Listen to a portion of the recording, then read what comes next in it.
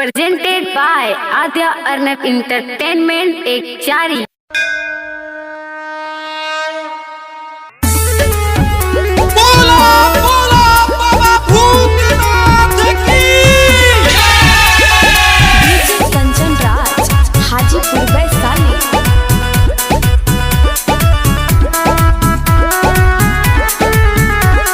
लहसुन प्याज छोड़ दिए राजा, आ गइले सामान लेके आई भांग गाजा।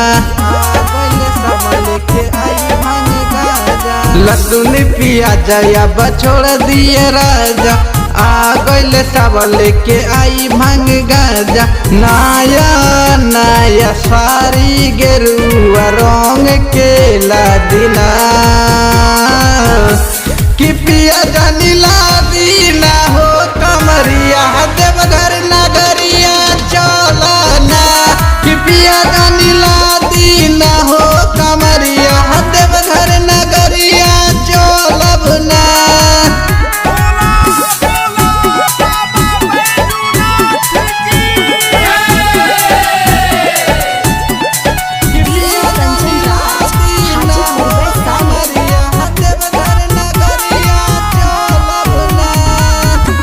पहिला सोमारी जल चढ़ाई राजा, रहिया में नाचत जाइब रही बंडी बाजा।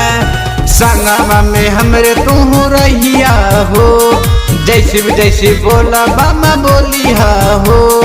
नया नया गगरी कीन के जल्दी ला दिना कि पिया जानी लादीना हो कमरिया देवघर नगरिया चलना। कि पिया जानी लादीना हो कमरिया देवघर नगरिया चलबना।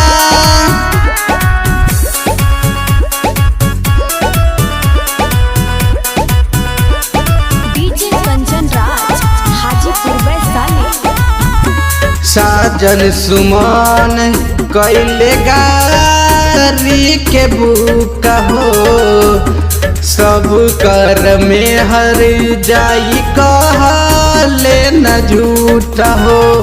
प्रिंसी सरब संगे रवि विवेक हो, संग जी सवरिया नहीं होई कालेश हो। साचे कहीं बतिया हम के जाके पूछना कि पिया जानी लादीना हो कमरिया देवघर नगरिया चलना। कि पिया जानी लादीना हो कमरिया देवघर नगरिया चलबना।